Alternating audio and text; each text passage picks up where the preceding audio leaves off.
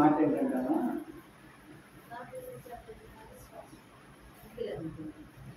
వారి అవిశ్వాసమును బట్టి ఆయన అక్కడ అనేకమైన అద్భుతములు చేయలేదు. వాళ్ళ ఊర్లో ఇప్పుడు నేను మా ఊరు వెళ్ళాను అనుకో, మొన్న వెళ్ళా, మా స్నేహితుడు వచ్చి అరే మరిదాసు అని వాటేసుకున్నాడు. పక్కన పప్పు వచ్చి అన్నాడు కదా, ఆవిడ స్నేహితుడు, అరే ఇప్పుడు పాస్టర్ కాదా అన్నాడు. వాడు ఏమంటే ఏం చేసేది తెలుసా, ఫ్రెండ్, మా ఫ్రెండ్ ఏమంటే చేసేది, అయ్యా ఏమనుకోబట్టే సారీ అంట. నిజంగా మన జరిగింది. ఎందుకంటే అక్కడ ఏమనుకుంటాడు, మన స్నేహితుడేగా, మనతో పాటు ఉన్నవాడే కదా. అరే నాకు డబుల్ కార్డు మాత్రం చేసింది ఎవరు, యేషోబేగా, యేషోబు కొడుకేగా ఈయన. నాకు కుర్చీ చేసింది ఎవరు అంటే వడ్డవారి కుమారుడు, మనోడేగా ఈయన. ఆడవాడు శాస్త్రులు పరిచయం చదువుతాడు. ఇతనికి ఎక్కడి నుంచి వచ్చి ఈ అద్భుత కార్యములు ఆశ్చర్య కార్యములు అని వీళ్ళు ఆశ్చర్యపడకంటే, ఆ ఊర్లో ఏం జరిగింది తెలుసా, ఒక్క కార్యం కూడా ఎందుకు చేయలేదు, అవిశ్వాసం. అంత బలమైనది వాడి అవిశ్వాసం అంటామా, యేసు ప్రభు విశ్వాసం కంటే బలమైన ఏం చేస్తారంటే మీరు చెప్పండి. వాడి అవిశ్వాసం యేసు ప్రభు కన్నా బలమైన.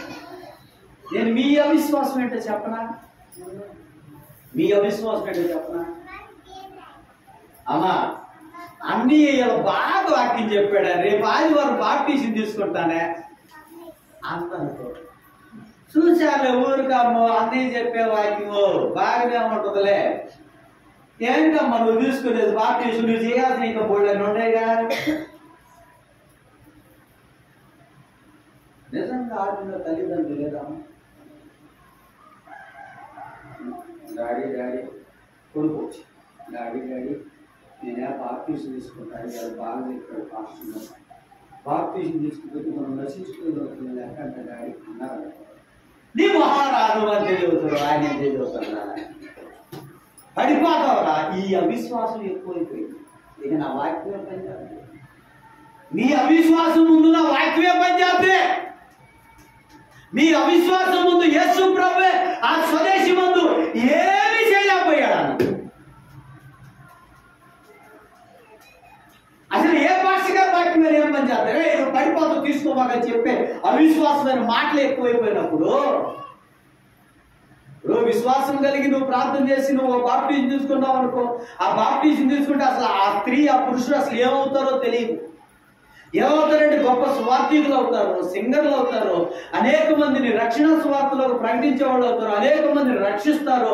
అసలు ఏం జరిగిందో తెలియదు. ఎవరి స్తోత్రం జరుగుతుంది. నేను ఇంతకుముందు ఒకసారి చెప్పాను,